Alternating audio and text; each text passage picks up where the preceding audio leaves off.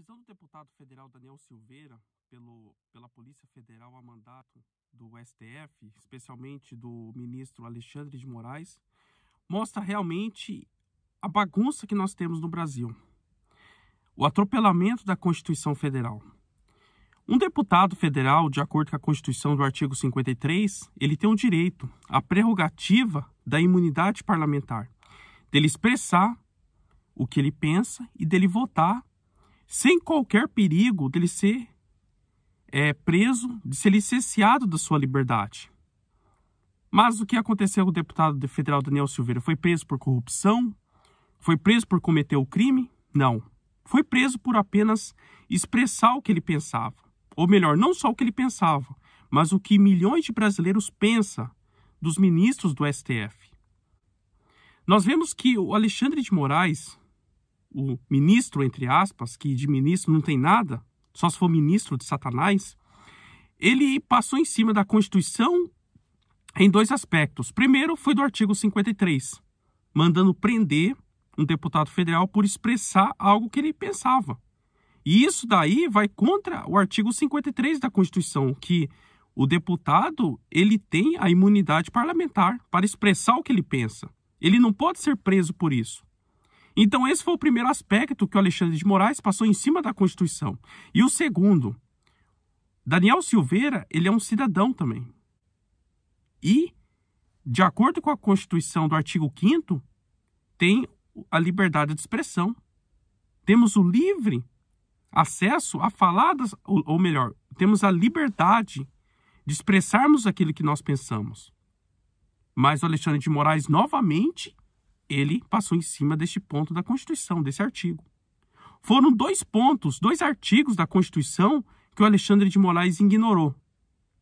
Então nós vemos por aí a espécie de ministros que nós temos que compõem o STF. E isso não para por aí. O mesmo Alexandre de Moraes prendeu o jornalista Eustáquio, que agora está paraplégico, por fazer investigações e por expressar o que ele pensava. Prendeu também uma mulher, Sarah Winter, pela mesma coisa, por ela expressar o que ela pensava. Então nós vemos por aí uma ditadura que nós estamos vivendo no Brasil. E não é uma ditadura dos militares, do presidente da República, mas é a ditadura do judiciário. O Rui Barbosa dizia que a pior ditadura é a do judiciário, porque contra ela não há quem possa. Não existe ninguém que possa parar esse poder. E o único que poderia parar esse poder são os senadores. O presidente do Senado, que faz parte do Parlamento Brasileiro, do Congresso. Mas, infelizmente, hoje nós temos um Congresso corrupto. Um Congresso que está com o rabo preso com o STF.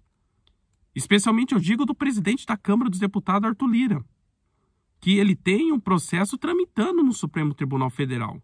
E por isso mesmo ele não vai querer bater de frente, não vai querer defender um parlamentar, que é um direito desse parlamentar expressar a opinião dele, e era uma obrigação do presidente da Câmara dos Deputados defender esse deputado, porque ele não cometeu nenhum crime, mas não. Eles estão baixando a cabeça para o STF, estão baixando a cabeça para o judiciário. Então nós vemos que os nossos parlamentares, os parlamentares que representam o povo brasileiro, eles estão todos com o rabo preso com o STF. Porque eles sabem, se eles votarem algo e falarem algo que os ministros do STF não gostarem, eles podem ser presos pelos crimes que eles cometeram de corrupção, mas que o STF está aguardando, que o STF está deixando debaixo dos panos. Então eles estão com o rabo preso. E nós vemos a votação no Brasil.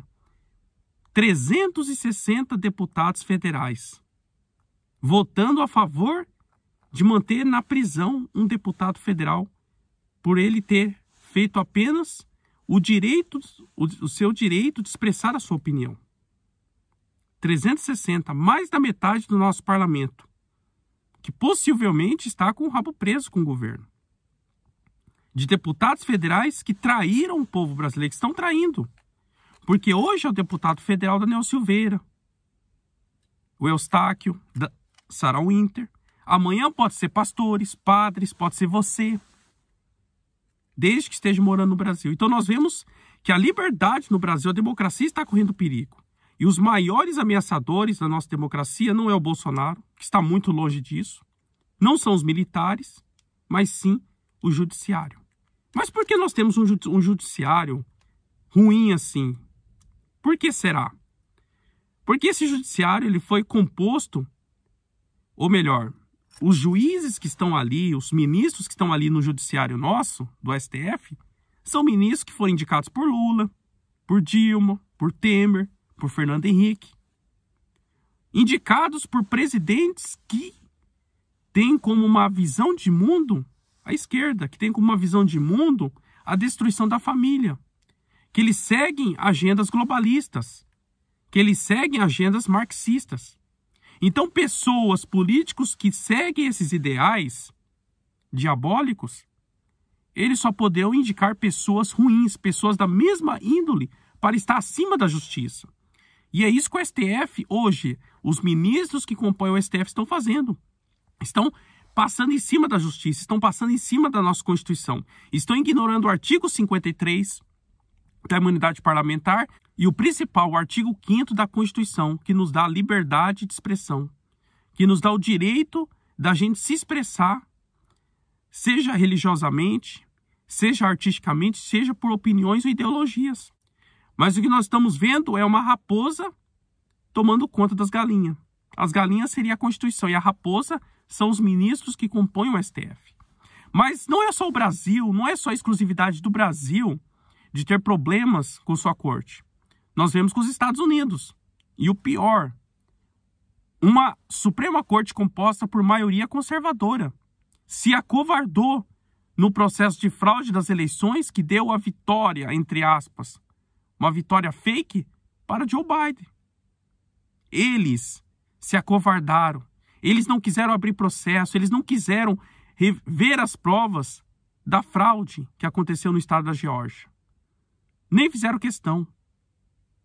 Nos anos 70, foi pela Suprema Corte Americana que a abominável lei do aborto foi aprovada.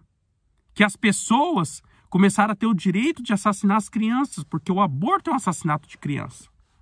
Então você vê por aí que não é só o Brasil que tem problema com a sua Suprema Corte, mas também os Estados Unidos. Mas voltando para o assunto do Brasil, nós temos uma Suprema Corte que passa em cima da Constituição. E nós temos o Congresso acovardado. E meus parabéns para os deputados federais, para os parlamentares que votaram contra o mantimento da prisão de Daniel Silveira. Porque eles, sim, representam o povo brasileiro. Já os outros 360 que votaram a favor para manter a prisão, eles são covardes. São canalhas. São deputados que não merecem o voto que têm. Nós vemos que o problema do Brasil está muito mais embaixo. A nossa luta, a luta do povo brasileiro contra o mal, contra a esquerda, contra o globalismo, contra os inimigos da pátria, os inimigos da família, a nossa luta está apenas começando. Não pense você que ela já acabou com a vitória do Bolsonaro, que muitos pensavam depois que o Bolsonaro ganhou, que seria como um final de filme, uma final de série, uma final de novela, que no final todo mundo ficaria feliz. Felizes para sempre, mas não é isso. A vitória de Bolsonaro apenas iniciou o processo de luta. A luta só está apenas no começo. E para o Brasil começar a ir para frente, nós devemos começar a eliminar algumas coisas que não prestam. E a primeira coisa é fazendo uma limpa no STF. Quando o povo brasileiro diz que quer o fechamento do STF, não quer dizer que eles querem que acabe com a instituição STF, mas sim que eles querem que haja uma limpeza dentro do STF, que haja uma mudança de ministros lá dentro, que coloque ministros que realmente estão preocupados com o país, com ministros que querem seguir a Constituição, que querem guardar a Constituição, não que agem de uma forma com ativismo judicial, como está acontecendo no momento. Vemos o caso do ministro Barroso em 2010, quando pela caneta, passando em cima da Constituição, ele aprovou a questão da união estável, ou melhor, a união de duas pessoas do mesmo sexo, praticamente como casamento. Mas nós vemos que, de acordo com a Constituição do artigo 226, parágrafo 3º da Constituição, se eu não me engano, eu vou deixar os artigos embaixo aí na descrição do vídeo, fala que o Estado reconhece como entidade familiar a união entre um homem e uma mulher. Só está falando isso. Não está falando que reconhece como entidade familiar também a união de duas pessoas do mesmo sexo. Fala apenas que reconhece como entidade familiar a união entre um homem e uma mulher. E outra coisa, não compete ao STF, ao Judiciário, ficar legislando, fazendo leis, mas sim ao Congresso Federal, que é composto pela Câmara dos Deputados e pelo Senado. Não compete ao STF. O STF, ele pune, ele julga, ele é a vítima e ele fazem as leis, passando totalmente em cima da Constituição. Eles interpretam a Constituição da forma que eles querem, da forma que mais convém a eles. Então nós vemos que o problema do Brasil é um problema sério. É um problema constitucional. Eu não concordo com a Constituição que nós temos. Por mim, faria uma nova Constituição. Mudaria essa Constituição aí. Colocaria uma lei mais dura para criminosos. E uma coisa interessante que você vê, que esses mesmos ministros que prendem as pessoas, ou melhor, que prendem o pessoal da direita por expressar a sua opinião, são os mesmos que soltam os bandidos, como é o caso do Lula. E você vai ver no vídeo seguinte agora, vídeos de esquerdistas, de políticos que apoiam a esquerda, ameaçando o STF. E o STF até hoje caladinho. E eles não foram presos. Eles sim estão cometendo crimes. Mas como eles são chegados do STF, e o STF está também acovardado diante desses inescrupulosos políticos da esquerda, eles não fazem nada. Prender bolsonaristas por expressar a sua opinião é fácil. Agora eu quero ver prender esquerdistas corruptos. Isso eles não fazem. Agora fica com esse vídeo. A prisão do Lula é um biombo para esconder a entrega do petróleo, do sistema elétrico, dos direitos dos trabalhadores, da aposentadoria, da Embraer, da Eletrobras. É o fim do Estado Social no Brasil. Ou o Supremo manda soltar o Lula, ou o Supremo não existe mais. E com o fim do Supremo acaba também o Congresso Nacional. Havia votado contra o habeas corpus de Lula, que acabou sendo preso no dia seguinte. Orgulhosas dos seus atos, as duas organizações chegaram a compartilhar as imagens do resultado do vandalismo no Facebook. E não para por aí. Figura sempre presente nas críticas ao STF. Em 2019, numa live com esquerdistas, José Dirceu chamou Luiz Fux, futuro presidente da corte, de charlatão. Temos aí?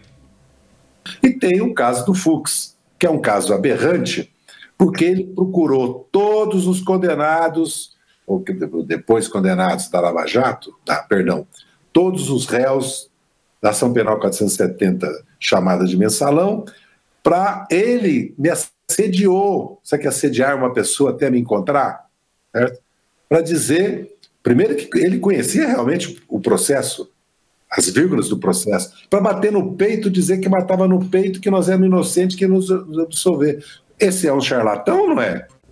É com base nesse tipo de sentimento, de entendimento, que ele ajudou a colocar o presidente Lula atrás das grades.